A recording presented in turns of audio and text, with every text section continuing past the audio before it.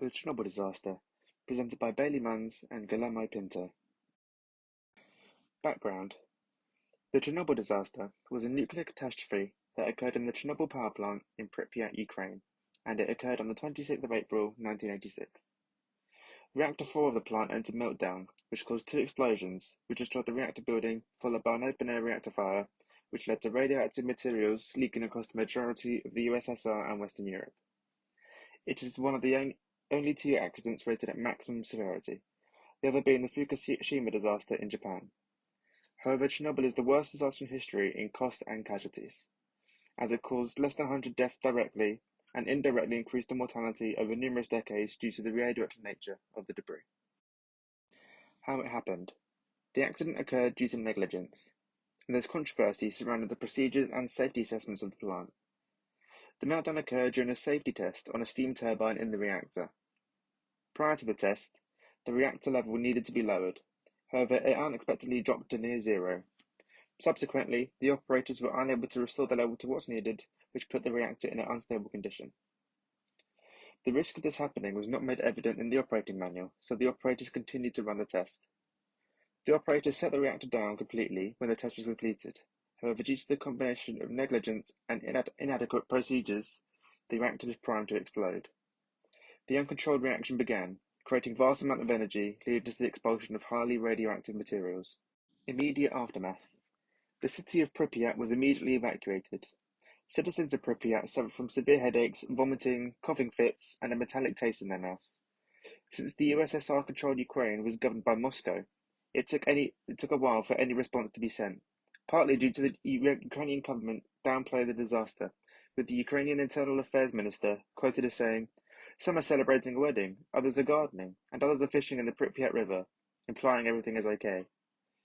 Later in the day, a commission was launched by the government to establish what had occurred. Once they had arrived, the delegation soon had enough evidence to decide that the accident has been caused by high levels of radiation.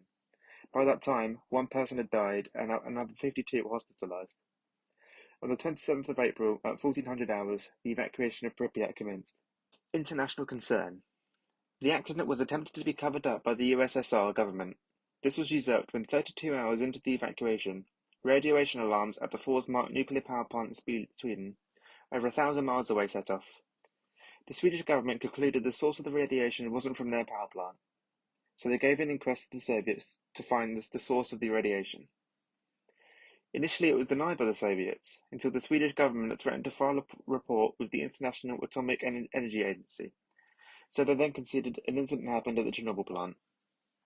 That evening the Soviets put out a 20-second news broadcast pertaining to the accident, and they then proceeded to talk about the 3 Mile incident in America, which is both downplaying the Chernobyl incident as well as showcasing whataboutism, which the Western governments took umbrage with. Cleanup procedures. Months after the explosion took place, attention was focused on removing the debris from the explosion site. Approximately 100 tons of radioactive material had to be removed before it was deemed safe to build the sarcophagus. Once the fires had been extinguished, it was decided to contain the radiation to prevent it spreading through wind, etc. All in all, the overall process took about 7 months to complete. The official reason for speeding up the dangerous cleanup was under the guise of cultivating the land. However, after 75% of the land had been cultivated, the land was deemed non-profitable. So it was theorized the Soviet Union wanted to restart the Chernobyl project. Investigation. During the construction of the sarcophagus, a team of scientists entered Reactor 3 to locate and contain nuclear fuel to prevent another explosion. This investigation led to scientists being exposed to very high levels of radiation, which is extremely detrimental to their health. After 6 months of investigation, they discovered a large radioactive mass that was about 2 meters wide, which was dubbed the elephant's foot, after its wrinkled appearance, which led to this famous photo being taken. Radioactive impact. It's been estimated that about 400 times the radioactive material of both the Nagasaki and Hiroshima explosions were expelled in the Reactor 4 explosion. Although this number is minimal compared to the nuclear testing throughout the entire Cold War, it's estimated that between 1/100th and 1,000th of the total number. During the nuclear fallout, approximately 100,000 square kilometers of land was contaminated. The furthest country impacted was Sweden. Workers at the Forsmark power plant found radioactive material on their clothes that was traced back to Chernobyl despite the power plant being 1,100 kilometers from Pripyat. Human impact. While the explosion was devastating short term, with 237 people suffering from acute radiation sickness, with 31 people dying in the first 3 months. Long term, the death toll rose between 4,000 and 90,000, as estimated by the United Nations and Greenpeace International. Worldwide, there was an estimated 150,000 abortions at the time of the disaster over fears of radioactive poisoning, as when exposed to high quantities of radioactive material, it can cause pregnancy abnormalities. There is a large fear of cancer developing over time, as the total number of people exposed to some form of radiation is approximately 1,086,000 people, including recovery workers, emergency workers, evacuees, and local residents. I will now pass over to my colleague, Guillermo. Looking at financial impact, we are going to look at the Chernobyl accident itself. So this accident had a lot of economic losses and a lot of stress within the time period. We're talking about direct damage from the accident itself, sealing off the reactor, treating the exclusion zone and other affected areas. That this definitely gave a lot of stress to the economy, resetting the people that were highly affected. We're talking about healthcare, social protection for those who were affected by the radiation, their houses, where to go, where to live. The radiation monitoring was also a huge and a heavy cost one. The monitoring the where the radioactive waste would even go in the first place was also another problem and an issue that was highly cost effective. And obviously, there was indirect costs linked to the restrictions in the use of agricultural land and forests, as well as the closure of industrial and agricultural facilities. And due to the closure of the Chernobyl plant, the cancellation of Belarus's power program, as well as that, energy costs have completely skyrocketed, and trademarks and deals were completely cancelled as well. And if we're going to look at more into the financial impact, marketing was a complete struggle for the local economy, particularly the agriculture sector. The timber production was stopped in many forests. Farmers could not sell foodstuffs due to the contamination due to the accident itself.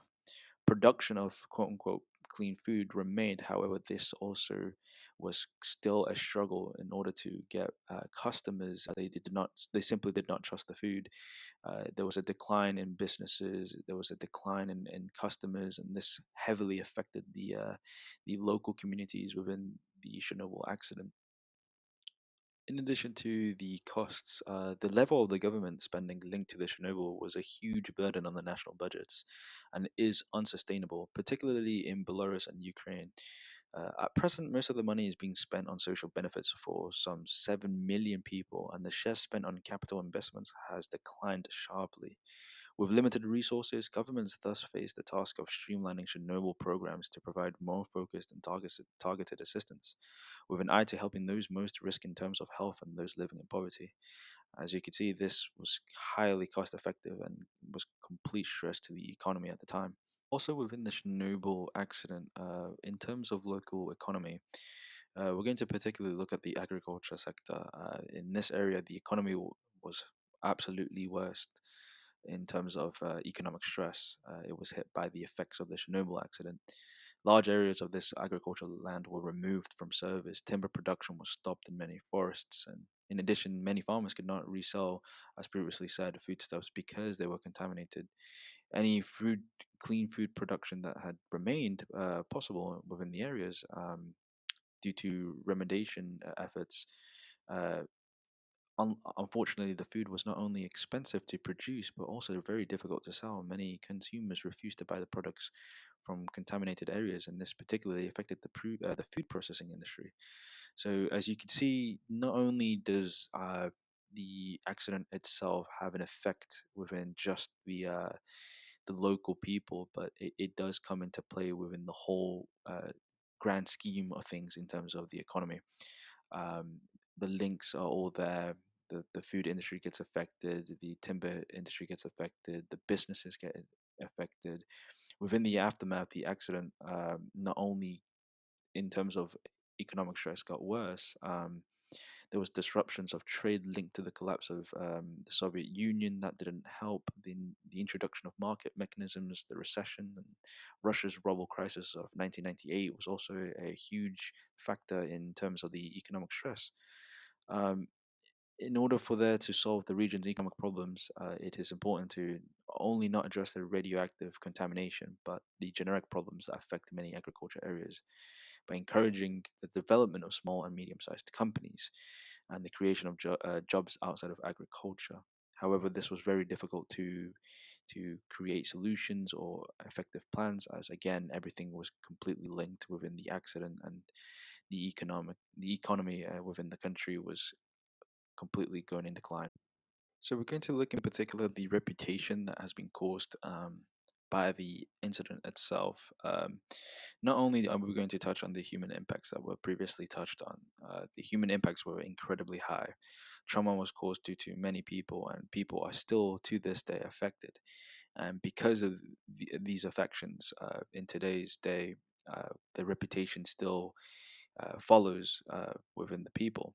Uh, Added to the exaggerated or misplaced health fears, a sense of victimization and dependency created by the government benefit systems is still widespread in most affected areas. Although the incident itself was tragic, most people have now reopened or resettled within areas now free of contamination, which caused a tourist attraction. So in terms of reputation, the incident is now also looked as more or less a touristic feature. In addition to this, in terms of governments worldwide, the reputation still persists to this day.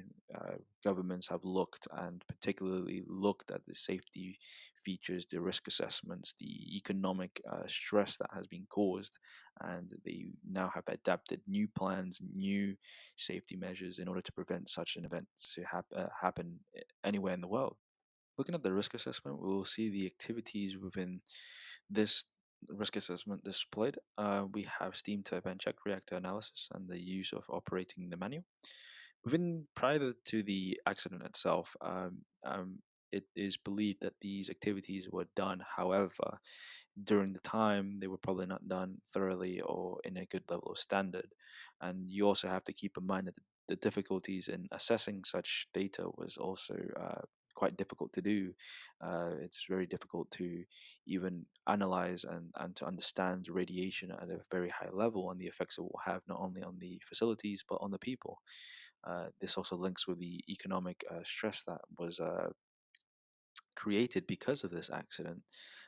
Essentially, the government had no idea how exactly it was going to affect the areas in within the local proximity of the area. Nevertheless, looking at the risk assessment, we could see that, for example, the operating manuals data could have been easily misread. It could have been completely been outdated or just not updated into a good level of standard. And in order to prevent from that happening again, the suggestion has been made to to have the operating manual updated every single 6 months, or have a modification to the manual if it needs to be done effective immediately.